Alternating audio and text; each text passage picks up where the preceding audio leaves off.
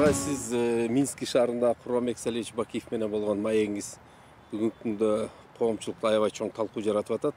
Ошол жерде бир кыскача айтып кеткен сөзүңүз буга чейин Кыргыз Республикасынын туңгуч президенти Аскар Акаевден алган маалыматыңыз да болду. Ошол себептен бул кандай проект болду, кантип Минскиге бардыңыз, Аскар Акаевден качан интервью алдыңыз? Ошолор боюнча кыскача айта кетсеңиз. Азыр ушул улуттук телерадио компаниясында Кыргыз ааламы деген автордук программаны алып барам. Жаңы жылдын алдында мурдагы жетекчибиз Кайрат Иманалиев менен сүйлөшүп, Кыргызстанды жетектеген экс-президенттер, мурдагы жетекчилердин бардыгын катары менен кезеги менен бешөөнү тең ушул Кыргыз ааламы көрсөтүүсүнөн чыгаралы деп макулдашканбыз. Ошол боюнча мен жыл башында январдын 4-5-inde Москвада болуп, Аскар Акаевич менен интервью алып, ал эфирге даярдалып жатканда Дубайдагы 5 мурдагы жетекчилер менен жолугушуу президенттин демилгеси менен өттү да. Андан кийин коомдук саясий кырдаалга жараша бул иш бир аз токтотулуп турган болчу. Андан кийинки кезек суроолорум алдын ала жөнөтүп эле Курманбек Бакиев тарабынан сунуш кабыл алынып, мен апрелдин ортосунда Минскиге барып, Курманбек Салиевич менен дагы маектешип, бул эки көрсөтүү тең эле бүгүнкү күндө монтаждалып даяр турган. Анан шартка байланыштуу сүйлөшүүлөр жүрүп жаткан мезгилде баягы монтаждалган вариантты эфирдин алдында бир көрүп коеюн деп Курманбек Бакиев суранганынан монтаждалган материалды жөнөткөн болчум. Анан кийин азыр бул актуалдуулугу өтүп баратат. 1-2 күндүн ичинде берсеңер жакшы, бербесеңер мен YouTube'га бере берейин деп эскертүү болгон. Анан кийин түрдүү себептер менен кечиккендигине байланыштуу кече 2 жолу телефон чалган экен, мен ала албадым. Анан бирөөлөр аркылуу ошол YouTube'га берип атам деп эскертип туруп, анан Минск шаарынан эле чамда ошол YouTube'га кетип калды да. Эми ал жерде жашыруун эчтеке жок, ачык айрым маектешүү болгон. Кулагына жаккан жакпаган суроолорду Аскар Акаевичке деле, Курманбек Салиевичке деле бергем. Анан эми раз YouTube каналдан биринчи чыгып кеткенден кийин Аскар Акаевдин көрсөтүүсү деле даяр турат. Ал деле жакын арада биринчи ошол YouTube'дан бериле турган болуп атат. Анан да калгандары 5 жетекчини кезеги менен, мисалы Роза Сахнага, Алмаз Шашеничке, Сооронбай Шариповичке дагы ушул эле сунушубуз бар. Кезеги менен бардыгына ушул 50 мүнөттөн Кыргыз ааламынан убакыт берели деген. Эч кандай приоритет, кайсы бирөөсүн актоо, жактоо деген жок. Кулактарына жага турган, жакпай турган ар кандай суроолор берилген. Алар да өздөрүнүн жообунда жасаган иштери, ийгиликтери, кемчилдиктери жөнүндө ачык айтып, керек болсо элден кечирим сураган жерлери да бар.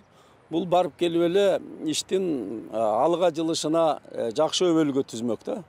Мен ойлойм, КТРден кетеби, YouTube'дан кетеби, бул жашыруун сыр эмес, элге айтыла турган ойлор өзүнүн кимдир бирөөлөрдүн оозу менен эмес, ошол Кыргызстанды жетектеген мурдагы биздин экс башчыларыбыздын ой пикирлери өздөрүнүн оозу менен айтылганы бул жакшы, бул тарых деп ойлойм.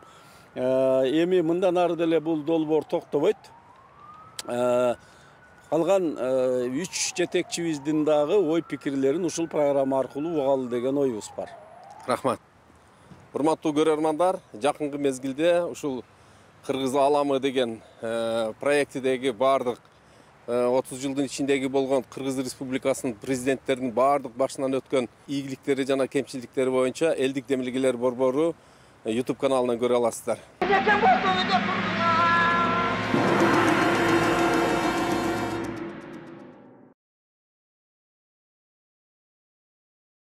Саламатсыздарбы, урматтуу мекендештер.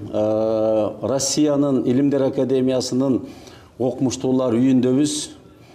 Биз ушул Кыргыз ааламы көрсөтүүсүнөн Кыргыз Республикасынын акыркы 30 жыл ичинде башкарган мурдагы жетекчилерин, экс-президенттерин ушу Кыргыз ааламы көрсөтүүсүнөн катары менен чыгаралы деген оюбуз бар. Биз бүгүн туңгуч Кыргыз Республикасынын президенти Аскар Акаевич менен Москвадан жолугуп, ошол 15 жыл Кыргызстандын алгачкы президенти катары иш таржымалы өмүр баяны, бүгүнкү күндөгү ууш кыйыштуу мезгилдеги саясий абалдар деги эле ушу турмуштун ар кайсы тармагы боюнча адамдык ой пикирлерин угалы деп Москвадан жолугуп отурабыз. Куш келиңиз. Рахмат. Кандай жашоо турмуш, жакшыбы? Жашоо турмуш жакшы, Кудайга шүгүр. Эми мен болсо Москва университетинде иштейм, ошондуктан баягы иш менен алек болобуз. Студенттерге сабак берип, илимий изилдөө жүргүзүп, ошентип кандайдыр байкабай да калабыз кээде. Бирок чындыгында күнөстүү Кыргызстанды сагынабыз, сөзсүз. Көрүүчүлөргө деле ыңгайлуу болуш үчүн мындай төрөлгөнүңүздөн баштап ушул күнгө келгенибиз оңго дейм. Себеби 50 мүнөт сиз жөнүндө болот да. Рахмат. Эми эл ушул Кемин районунда туулганыңызды билет албетте, бирок Кыргызда кайдан болосуң, кайсыл элден, кайсыл уруудан деп санжырасында сурап коймой бар, ата тек жөнүндө айтсаңыз. Эми атабыз Акай Токоев, өзү Ырай уулунан болот. Жалпы Сарбагыштан болобуз. Анан атабыздын эми тарыхында өзү биринчиден билимдүү адам болгон. Жаш өспүрүм кезиңизде тагдырыңыз саясат менен да байланышарын билет белеңиз, оюңузда бар беле же бул тагдыр жол алып келдиби? Бул тагдыр гана, тагдыр. Себеби мен мектепте окуп жүргөндө ошо илим, билим жагына көп көңүл буруп, бизде бир ал кезде абдан жакшы мугалимдер биздин бакытка ошо согуштан кийинки жылдарда, 50-жылдарда мектепте мугалимдер аябай күчтүү эле. Мисалы айтсак, физика мектебин Токтоназар агайыбыз физика жагынан ушунчалык жакшы сабак берет. Анан бизди ошо өзү авиамоделизмге үйрөтүп, ошол жылдарда Яковлев деген жана Як деген самолетторду чыгарган адам, согуш жылдарында авиациянын наркому болгон. Ошонун бир эң жакшы китеби бар эле, жаш өспүрүмдөр үчүн жазган «Записки авиаконструктора» деген. Анан ошону окуп, анан физик агайдын жетекчиси менен авиамодель жасап, ошентип мен ошо авиационный инженер болсом деп, анан ошондуктан математика, физика, химия, баягы ошо самолетко жакын көп окуп, ошо жагына умтулган. Баштаганда эле сиздики өмүр жолуңуз илимге байланыштуу кетти да. Илимдүү. Ал эми саясатка аралашууңуз ушул СССРдин жогорку кеңешинин депутаты болгондо болду го дейм. Ошо 89-жылы, 89-жылга чейин мен саясат жөнүндө эч кандай ой жок эле. Өзүңүздөр билесиздер, мен 88-жылы академиянын президенти болуп шайландым. Ошол кезде жаш кезим, баягы илимдин жашы да 44, ошо 45 жаш, ошо илимге эң чоң салым киргизе турган жаш. Ошондуктан мен саясат жөнүндө эч кандай ой жок эле. Бирок жанагы негедир сизге депутаттык жарашчу, маселе жок. Депутаттык деген бул келип сүйлөп, позицияны айтып, анан илимин деле жасай бере турган иш да, туурабы? Ал эми саясаттагы бул президент болуу деген, бул бир өлкөнүн жоопкерчилигин алуу, элдин тагдырына жооп берүү, Кудай алдында, өзүңүн абириңин алдында таза калуу деген чоң жоопкерчиликтер келип чыгат да.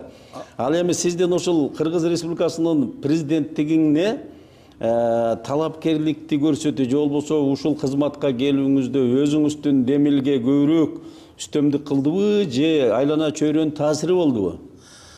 Бизде ошо Кремльде биринчи съезд өтүп, анан кийин жогорку кеңешке туруктуу депутаттарды шайлоо маселеси каралып калды. Ошондо биздин республикабыздын жетекчиси Абсамат Масалевич баарыбызды чогултуп, анан айтты: мына азыр эми съездерде, анан өзгөчө жогорку кеңештин ишинде баягы илгеркидей кагазга жазып алып сүйлөмөй жок. Анан ошон үчүн биздин делегацияда бир спикер болуш керек.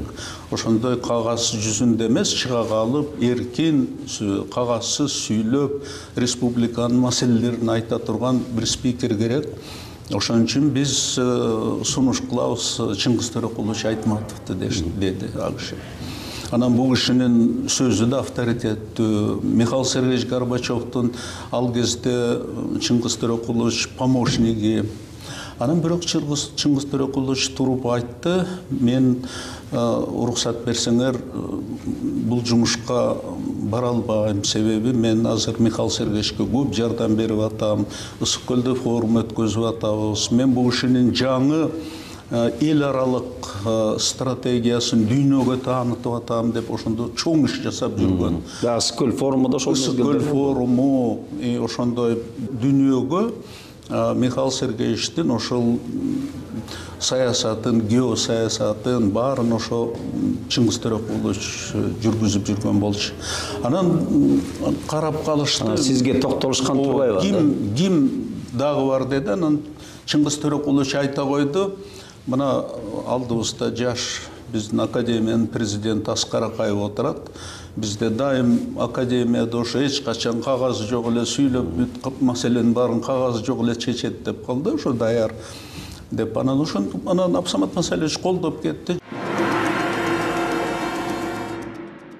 Кыргыз Республикасынын президенттигине талапкер маселе көтөрүлүп, ал жерде Абсамат Масалевичтин тегерегинде да бир маселелер болуп, анан сиз чыга келдиңиз да, ушул учурда ким тараптан сиздин кандидатураңыз көтөрүлдү да? Мындай болду да, биринчи менде эч кандай план, ой жок.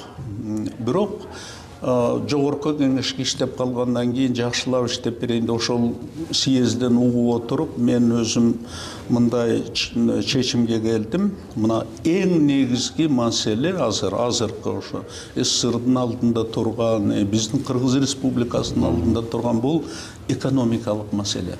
Себеби ошол жерден баары көтөрүп калышты да, мына Кытайдын примери көз алдыбызда. Мына рынок экономикасын өтпөсөк, мындан ары экономика өсүп өнүп көйт деген ошондой так чечимге келип съездде.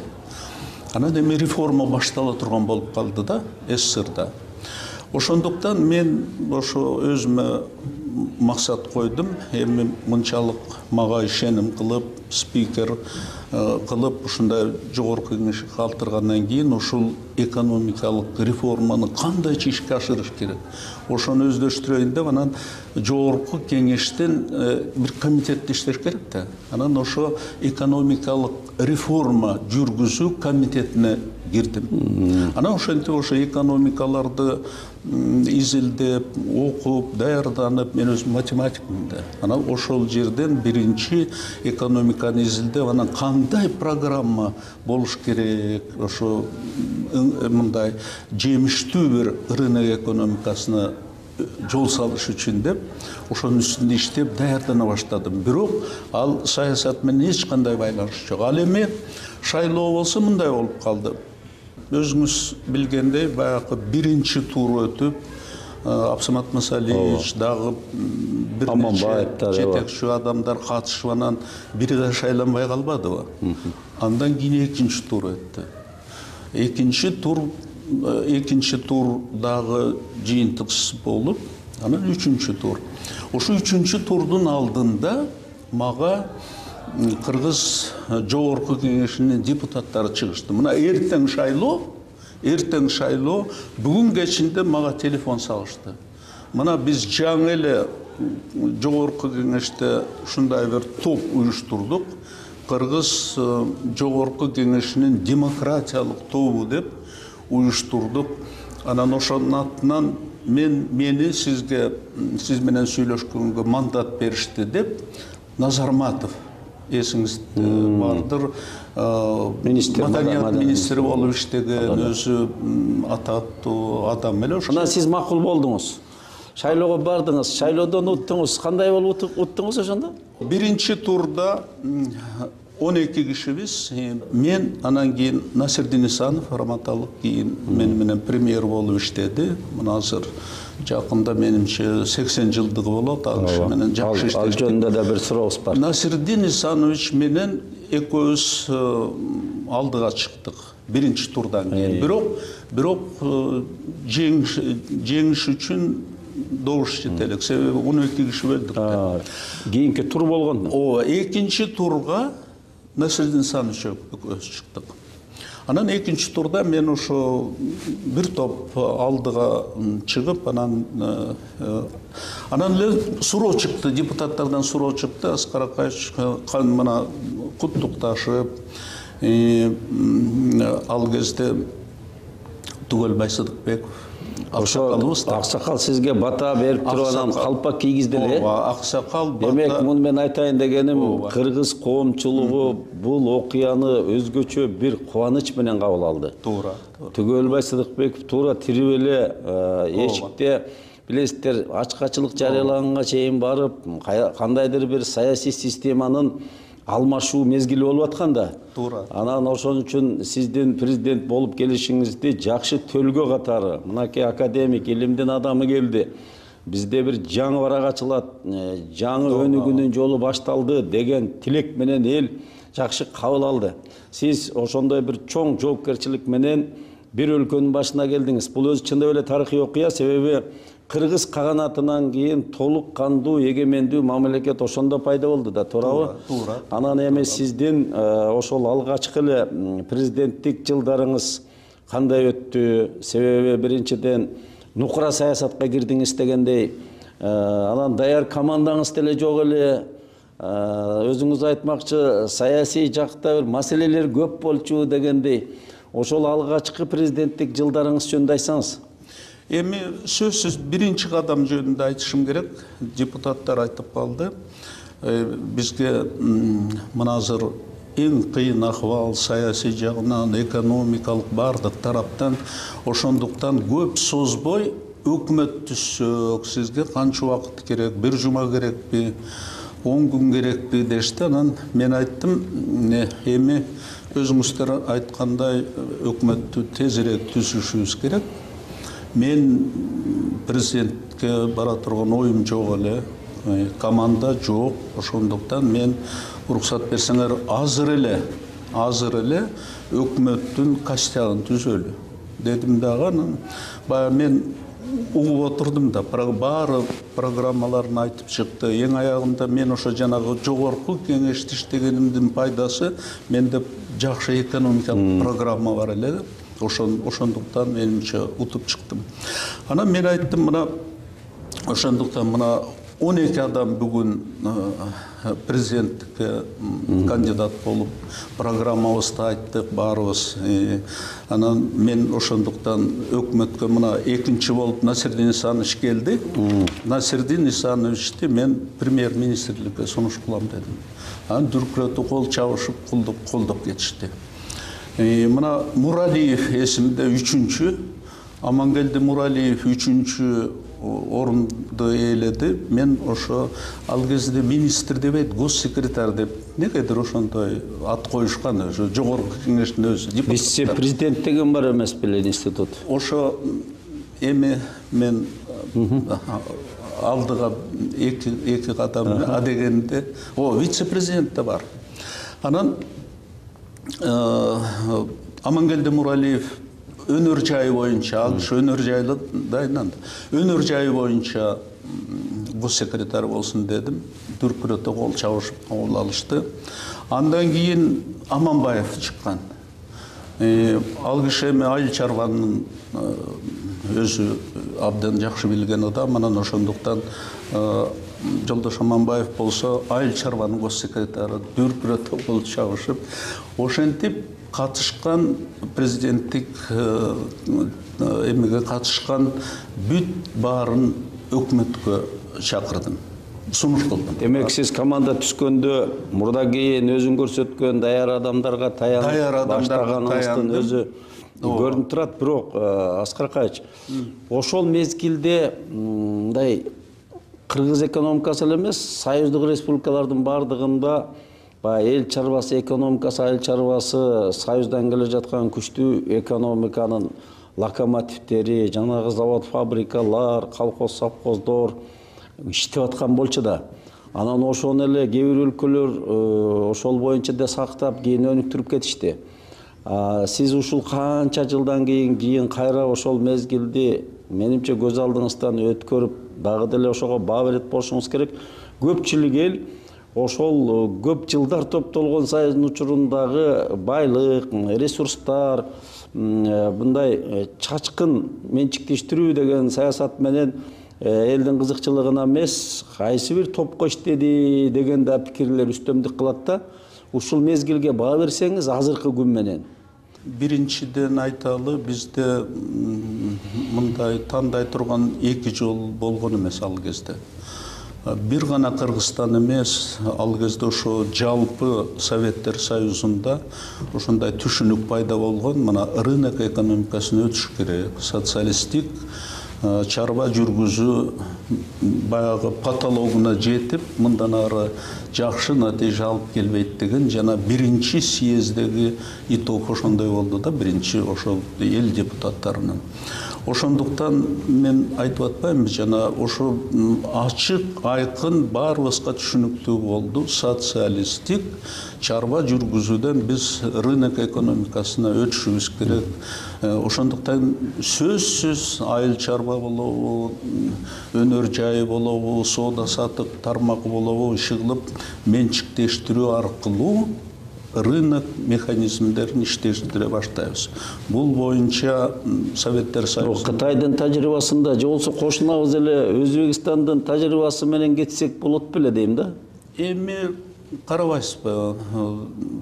Болмок, ал деле болмок, бирок менимче ошол тенденция башталгандан кийин артта калган эч кандай жакшы натыйжа бермек эмес. Ошо мен мына бүгүн дагы айтам, мен ошондо дагы ошо убежденный был. Биз эми рынок экономикасына өткөндөн кийин токтобой, артыбызды карабай, ошо тезирээк бул трансформация жүргөндөн кийин сөзсүз тезирээк өтүш керек эле да. Шоковой терапия деген түшүнүк, анан кийин мындай табигый жол менен өнүгүү деген бар да. Биз шоковой терапияны колдондукпу дейм. Жок, биз ошо эки жол туура айттыңыз. Биринчи шоковая терапия, мына Польша шоковая терапия менен өттү. Эми мына бүгүн деле экономикасы жакшы. Европа мамлекеттеринин ичинде эң мыкты экономиканын бири Польша. Анан экинчи туура табигый жолу менен дагы жүргөн мына Кытай эл республикасында ошо табигый жол менен алар абдан зор жетишкендиктерге жетишти. Анан биз ошо орто жол, мен ошол жерде мындай мамлекеттик координация мейли менчиктештирүү менен, мейли сиз айткандай шоковой терапия менен кеткенде дагы мамлекеттик координация күчтүүрөөк болгондо мүмкүн натыйжа алуу болобу эле. Жанагы завод, фабрикаларды станок металлолом кылып эле Кытайга айдамай болуп атты да. Кулов болсо жаныңызда жүрүп, жана вертолеттөрдү сатып, аны каматканыңыз деле мүмкүн туура болгондур ошо мезгилде. Мындайча айтканда, кайсы бир маселелер контролдон чыгып кеткендей болду деп атам да. Эми туура мындай чоң экономикада чоң трансформация жүргөндө, бир экономикадан экинчиге өткөндө сөзсүз ошондой анча-мынча хаос болот сөзсүз. Кумтөрдүн тарых таржымалы боюнча сиз жакшы билесиз да. Азыр эми Кыргызстанга өттү албетте. Сизден кийин дагы ал бир топ биздин Кыргызстандын пайдасынын үлүшү азайып жүрүп отурбадыбы? Анан ушул кандай башталды башы? Ким аркылуу келди эле? Алгачкы түзүлүп атканда кандай эле ошо сиздин учуруңузда да ушул кумтөргө байланыштуу баягы кылым аферасы деп көп сөздөн болчу. Ушул жөнүндө да бир айтып өтсөңүз кумтөргө байланыштуу. Анан ошонун себебинен урам Насирдин Исановдун өлүмүн байланыштырып жүрүшөт. Сиздин оюңуз кандай? 91-жылы СССР урагандан кийин биз көз карандысыз мамлекет болдук. Анан өзүңүз билесиз, көз карандысыз мамлекеттин өзүнүн финансы системасы болуш керек. Финансы системанын негизи валюта. Биз болсо ошо Кыргыздын сомун биринчи болуп киргиздик. Бул эң ийгиликтүү реформанын бири болду. Ийгиликтүү өз убагында өткөзүп алдык. Жоготуу аз болду. Себеби Кыргызстандын калкы бүт колундагы рубльдерин сомго алмаштырып калышты. Кошуна мамлекеттер кийинге чыгып калып, Россия алардан мурун өтүп, анан эл бүт жоготуп алдылар. Бизде болсо ошо жакшы, анан инфляция да аз болду, тезинен финансы системаны тургузуп кеттик. Ал эми валютаны кармаш үчүн жакшы билесиз, золото валютный резерв болуш керек, ресурс сөзсүз.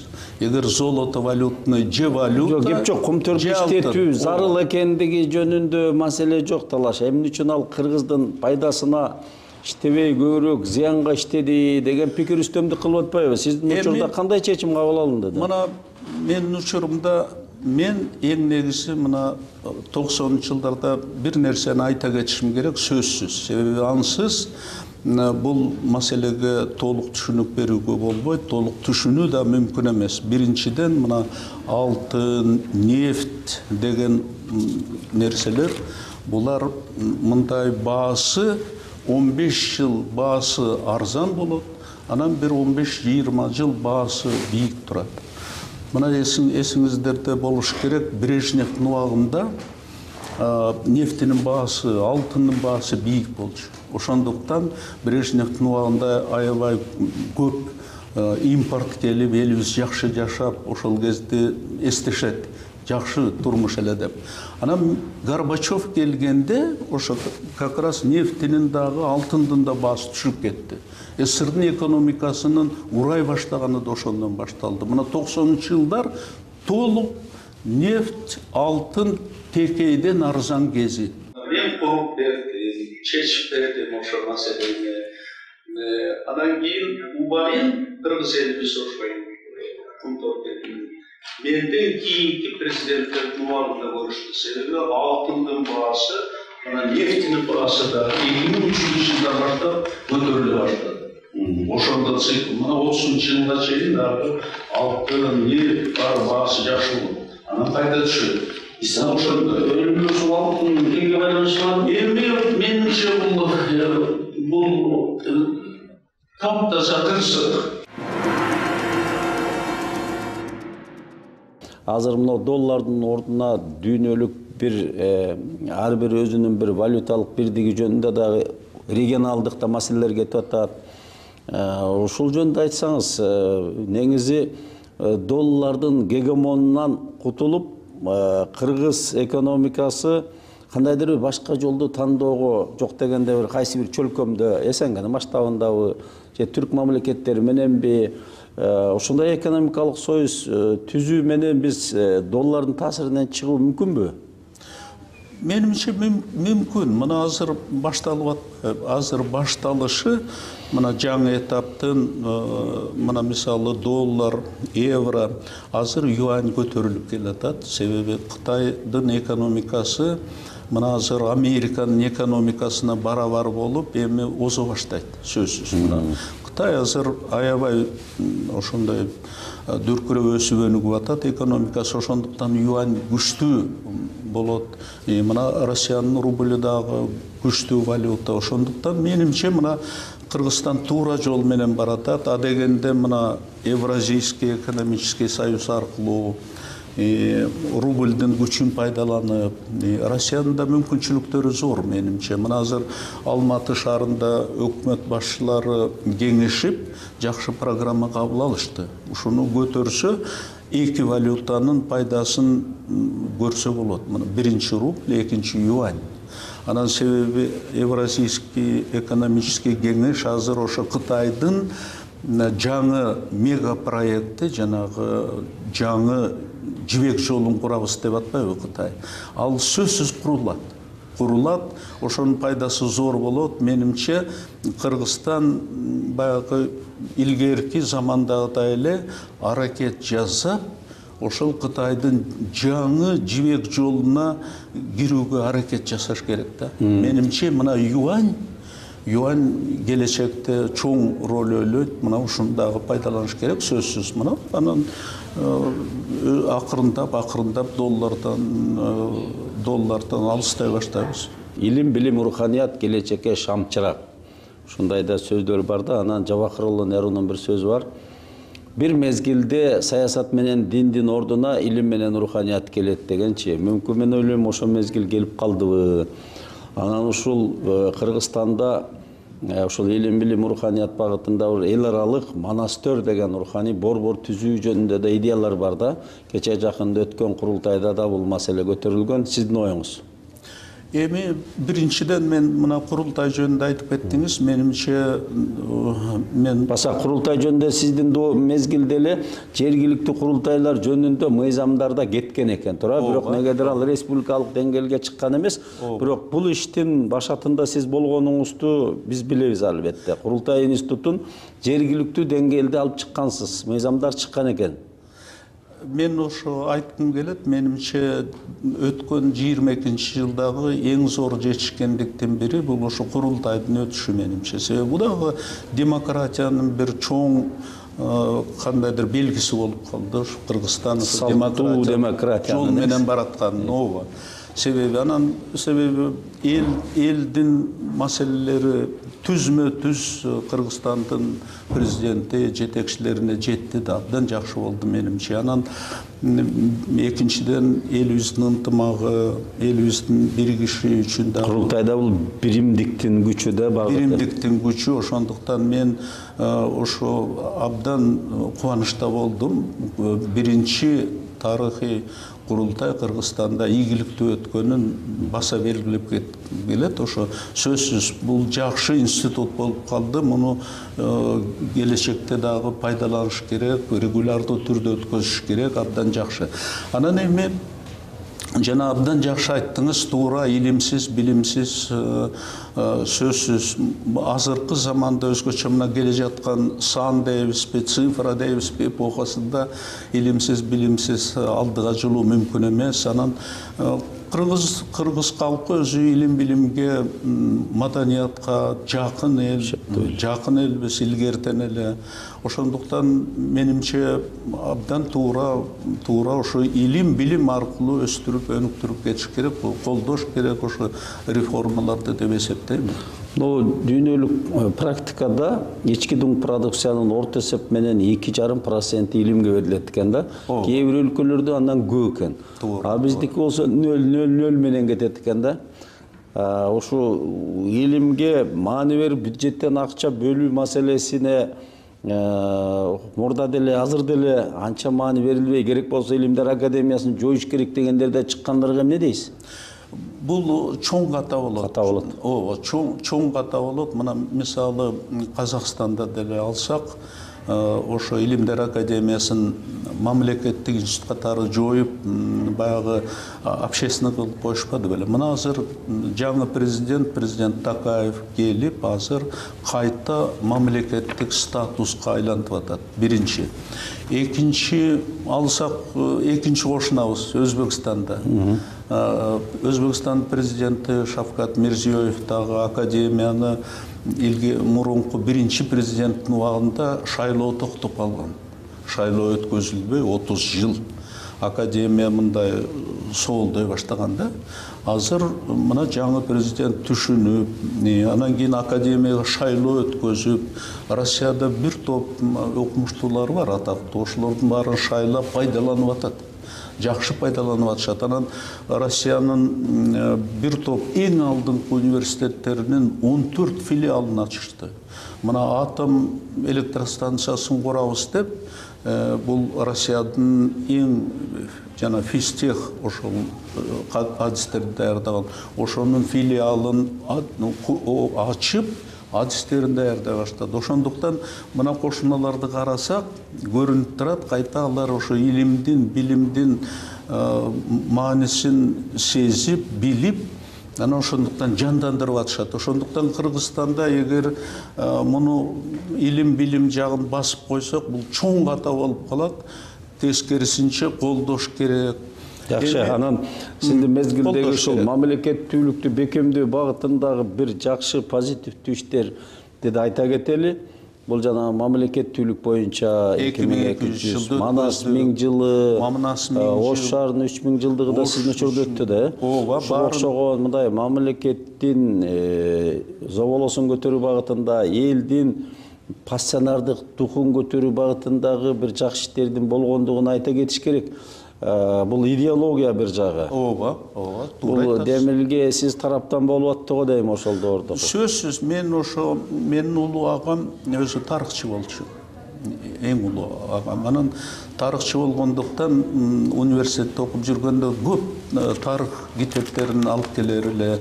Анан ошо мектепте окуган жылдарда ошону окуп, анан өзүңүз билесиз, согуштан кийинки жылдарда Манас чыкпадыбы? Манас чыгып, анан ар бир үйдө Манас турар эле, окуур элек. Анан ошо агам айтып берди эле, ошо 48-жыл ошо өзүңүз жана баштаганда айттыңыз, Сталин өзү колдоп, Манастын 1000 жылдыгын өткөзөбүз деп, юбилейдик китебин чыгарып, Россиянын жардамы менен. Ушу жерге бир аз токтолол, маселе мындай болуптур да.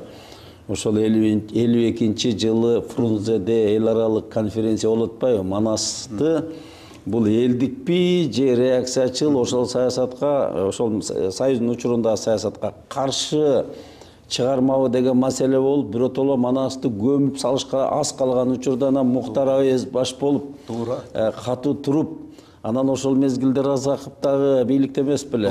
Кыскасы ошол 52-жылкы илимий конференция Манас сактап калган экен дагы. Анан Разаковдун учурунда сиз айткан буга китептер басылып чыгып элге жетиптир да. Ооба, туура, абдан туура айтасыз.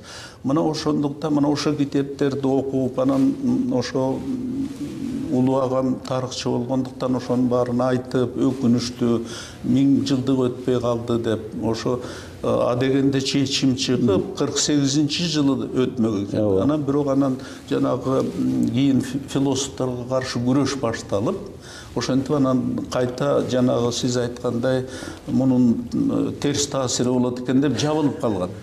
Анан ошо бала кезде ошонун баары менин сезимимде. Жана көк китептерди, Манастарды окуп калдыңыз да? Сөзсүз. Андан тышкары мен Ленинградда окуп жүргөндө, докторантурада окуйм. Анан академиянын библиотекасы бар, жабык. Анан биз жана техника, математика, физика бөлүмү бар. Ошол жерден барып бүткүл дүйнөдөн разведка аркылуу ошондой эң жакшы китептерди барын таап келишет да, ошол жерден окуса болот. Анан баягы чарчаганда чыга калсаң,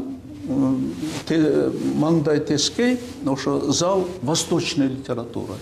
Анан ошого кирип карасам, Бартольд, кыргыздар жөнүндө. Анан дагы ушундай көп ошондой окумуштуулардын китептери бар экен, бирок жарык көрбөптүр. Бар бир 10-15 экземпляр менен ошондой библиотекаларда гана, анан бирок көп дүйнөгө тарабаптыр. Дүйнө эмес, СССРге тарабаптыр. Анан ошо кызыгып окуп, анан конспектировать этип жүрүп, кийин ошол жана тарых, Манас жөнүндө жазган, ошо жерден Клишторный деген профессор менен таанышып калдым. Ошо Манас атабыздын Орхон Энисей кыргыздын жазууларын расшифровать эткен адам. Кийин мен ошо чакырып Манас орденин бердим. Ошо биринчи Манас атабыздын кадимки прототипи болгонун ачкан адам ошо. Ошондуктан анан 90-жылдарда мен ойлодум, эми биз көз карандысыз мамлекет болгондон кийин тарыхыбызды билишибиз керек. Жакшы өткөн ошол 1000 жылдык жакшы өткөн. Анан ошо бириккен улуттар жылы эл аралык мамлекеттүүлүк. Бунун баары ошол кыргыз мамлекеттүүлүгүн бекемдөө багытында өзүнүн ролу болгонун айтайын деп атам да. Анан Манас жөнүндө кеп болуп атканда, Манастагы бир окуя. Жанагы бүтүндөй Жетихандын чатагынан кийин Бейжиңге багыт алат го. Анан ошондо кол башчы кылып биринчи Бакай атаны шайлайт да. Ооба. Анан Бакай атаны шайлаганда бир топ жанагы аскер колдун ичинде башаламандык болуп кетет да. Андан кийин Алмамбет атага өткөрөт эмеспи Манас ата? Бул өтө маанилүү окуя да. Бул ар бир адамдын өзүнүн турмушта ордун туура тандабаса, өзүн туура дайындабаса, ал жалпы ишке да зыяны тиет, өзү дагы уят да болуп калышы мүмкүн, туура эмес болуп, зыян да болуп калышы мүмкүн да. Бул өтө аябай сабак боло турган окуя ушул. Буну мен айтайын дегеним, мүмкүн 15 жыл сиз бүтүндөй кыргызга эмес, жалпы адамзатка бир чоң илимий ачылыш жасай турган мындай потенциалыңызды илимге берсеңиз, мүмкүн саясатка кеткен убактыңыз көбүрөөк илимде пайда келтире эле бир эле кыргызга эмес, дүйнөгө. Азыр деле андан кийин келип алып деле канча илимий эмгек жаратып аттырсыз да.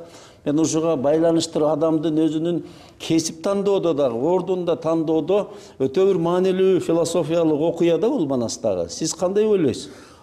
Мен ушу ой пикириңиз туура деп эсептейм, абдан туура. Чындыгында мен эң оболу илимдин адаммын. Мектептен баштап иши кылып, мына академиянын президентине чейин илим менен. Азыр дагы 80ге таяп калсаңыз дагы бир топ ачылыш жасап жатыптырсыз. Туура. Мына өткөн жылы Россиянын академиясы мага эң бийик сыйлыгын берди, Ломоносовская премия первой степени. Ошо акыркы 10 жылдагы эмгектерим үчүн. Аны мунуңуз абдан туура деп эсептейм. Анан мына чек ара коопсуздук маселеси жөнүндө пикириңизди угайындап атам да. Чындап эле бүгүнкү күндө геосаясий чоң окуялар болуп атат. Өзү дүйнө өзгөрүүгө баратат. Азыркы күндө мына Россия менен Украинаны коюңуз, тиякта Америка менен Кытайдын тиреши жана башка дегендей да. Ушундай учурларда биринчиден кээ бир окумуштуулар айтышат да. Чоң глобалдуу өзгөрүү болгон учурда чоң гигант өлкөлөргө зыяны көп тиет экен дагы, бизге окшогон чакан өлкөлөр билинбей өтүп кетет экен да. Плюс ушул боюнча оюңуз кандай? Бул абдан туура ой, себеби биз азыр мындай бир кризис мезгилинде жашап атабыз да. Бул себеби мына бир 500-1000 жылдарда ушундай цивилизационный кризис пайда болот. Мына бүгүн биз ушу мына 20-30 жыл болду башталганы. Азыр ошо цивилизационный кризистин эпохасында жашап атабыз. Бул мына 500 жыл мурун батыш цивилизациялары башкарып келбеди өзүн, батыштар. Азыр эми ошол закон, бул закон эми мына чыгыш цивилизациялар көтөрүлүп келатат. Цивилизация кайрадан олматы чыгышка келатат деген чындыгы бар го дейм. Мына сиз абдан жакшы айттыңыз. Мына ушул кезде эки чоң цивилизация, батыш, чыгыш, жанагы олмат кайра чыгышка келатат. Ошондо майда мамлекеттерге шанс ачылат, кээде. Анан ошол шанстан пайдаланып көтөрүлүп кетиш мүмкүн. Бул чындыгы, эгерде кыргыз калкы ушундай туура жол тапса, биримдикте болсо, ынтымакта болуп, анан абдан жакшы айттыңыз, туура жол. Абдан жакшы айттыңыз. Ошо туура жол таап кетсек, мына биз жанагы Кореядай болуп көтөрүлүп кетишибиз, жанагы Түштүк Кореядай болуп, карабайсызбы? Мына эң кедей эл согуштан кийин, экинчи согуштан кийин Түштүк Корея, түндүгү деле. Аны карабайсыздарбы? Азыр Түштүк Корея технология жагынан лидерлердин бири. Эң чоң, мына ушул экинчи дүйнөлүк согуштан кийин ошо чоң тиреш болуп турганда Түштүк Корея пайдаланып ушуна көтөрүлүп кетти. Жолун таап. Демек, ушул учурда мүмкүн кыргыз жолун тапсак өнүгүү мүмкүнчүлүгүбүз пайда болот да кайра. Сөзсүз. Дүркүрөп өнүгүү үчүн жол пайда болот. Ошондуктан мына жана жогоруда айтпадыңызбы? Мына илим, билимдин мааниси. Ошон мына илим, билимдин мааниси азыр жол табууда. Ошо туура жол таап, анан биримдикте ынтымакта болуп ошо жол менен кетсек, анда сөзсүз көтөрүлүп кетебиз. Манас атан чек ара боюнча да бүгүнкү күндө Өзбекстан, Тажикстан менен да такташуу жүрүп атат. Ал эми сиздин учуруңузда Кытай менен маселенин бир жагы чечилгени жакшы болду, тынчып калдык. Бирок үзөңгү кууш деген кетти да. Ал жерден суу кетип атат, жер кетип атат. Азыркыга чейин ушул чоң суроо тарыхта бунун плюсу канча, минусу канча деген кийин каркыра чыкты. Сиз жакшы билесиз да, Кыргызстандын ошол суунун башында кереметтүү, касиеттүү Хан Теңири деген тоо бар. Ал бир мезгилде 100% бизге карачуу. Азыр болсо ал жака кытайларда, казактардагы келүү мүмкүнчүлүгү түзүлүп, бир 3 тарап 3 өлкө болуп калды да, бул өзү тоо толугу менен кыргыздык эле. Деги эле ушу Үзөңгү кууштун Кытайга кетишинин плюс минусун айтсаңыз. Мындайда биринчи Хан Тенгириден баштайлы. Хан Тенгири Совет доорунда эле, Совет доорунда бул Цин империясы, Орус империясы, Совет доорунда акыркы 150 жылда ошо Кытай, Казак, Кыргыздыкы болуп калды да. Байыркы заман жөнүндө сөз айтсак, анда туура айтасыз. Анда биздин аймагыбыз кенен эле. Анда таза Кыргыздыкы. Бирок мындан 150 жыл эле карталарда ошол 3 мамлекеттики. Ал жерден эч Кытайга дагы, Казакка дагы ошо Хан Тенгирини баарыбыз сактап калдык. Менимче бул абдан жакшы чечим болду. Кытайлар ошо Хан Тенгирини толук алабыз деп койбоду эле максат дегенде. Бирок биз сактап калдык. Анан эми Үзөңгү кууш жөнүндө маселе мындайда. Баары салыштырмалуу.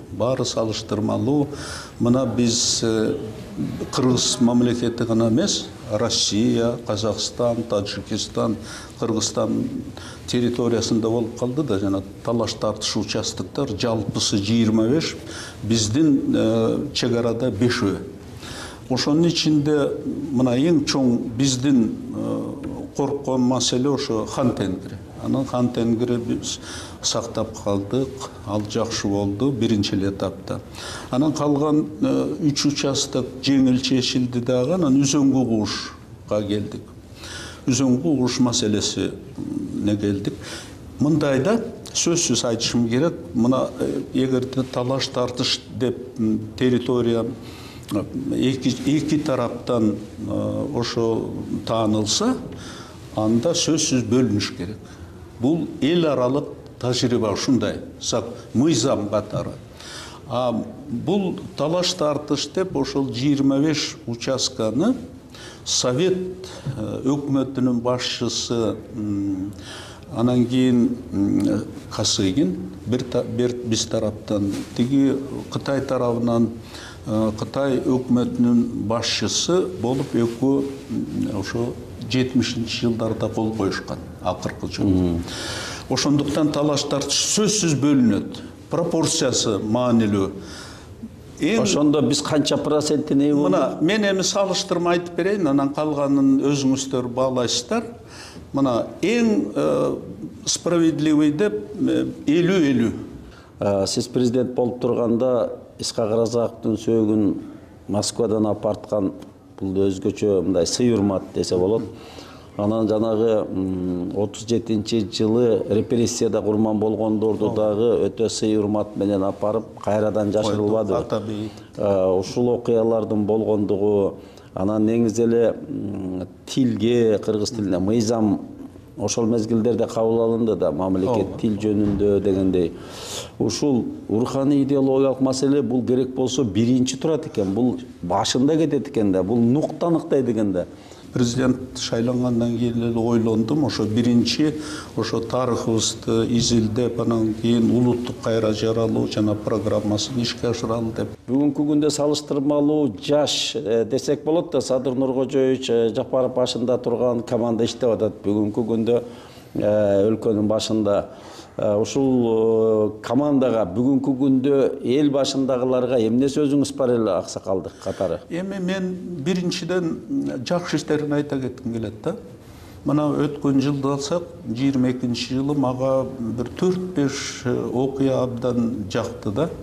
Жакты. Мына биринчиден жана жогоруда айттык, көп аракет болгон, ушу кумторду толук кыргыз калкы үчүн пайдаланышыбыз керек деп. Мына өткөн жылы ошол маселе чечилип, мына кумтор толук кыргыз калкынын кызыкчылыгына иштей баштады. Бул менимче абдан тарыхый окуя биринчиден. Экинчиден, Ысык көлдө мына Казакстан, Өзбекстандын президенттери менен чогулуп, 3 тарап ушундай кызматташтык, достук, анан келечекке чогуу умтулуу деген жакшы документ кабыл алышты. Үчүнчүдөн, Өзбекстан менен жана чек ара маселесине точка коюлганы, компромисстүү түрдө чечип, мен ошону өз убагында жазып дагы, интервью берип да колдодум. Келечекке Садыр Жапаров ушундай жакшы иштерди баштап, ошо эң негизи ошо баштап калтырып койбой, ошо точка коюп аягына чыгарып атат да, натыйжалуу болуп. Ошондуктан мен ийгилик каалайм. Ушундай жакшы окуялар жылына 3-4 пайда болуп турса эле, менимче кыргыз мамлекетибиз көтөрүлүп, өсүп, өнүгүп кетет, авторитет өсө баштайт. Ооба, Аскар ага, биздин маегибиз да аягына чыгып калды.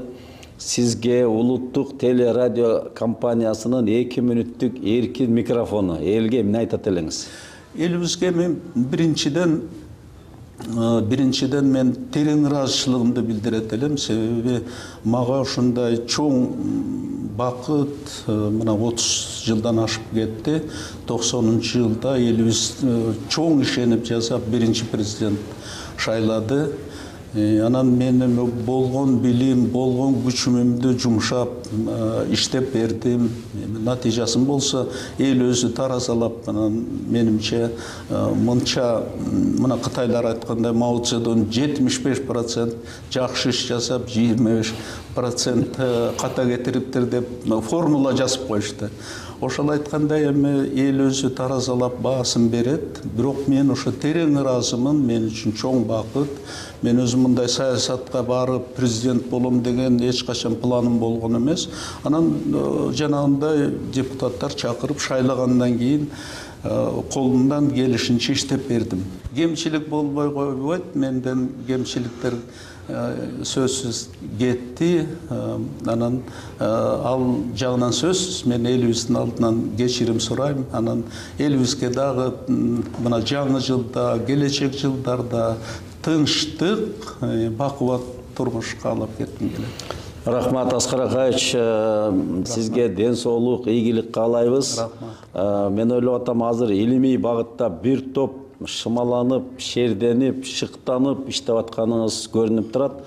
Ошол чыныгы өзүңүз сүйгөн кесип багыт боюнча дагы ийгиликтерди жарата бериңиз. Рахмат. Биз эми көрсөтүүбүздү аяктап жатып, урматтуу телекөрүүчүлөр, ушул кыргыз аламы көрсөтүүсүнүн 23 саны Москвадан тартылып, Кыргыз Республикасынын экс-президенти, академик, илимдин доктору Аскар Акаевич менен мынакей 50 мүнөт маектештик.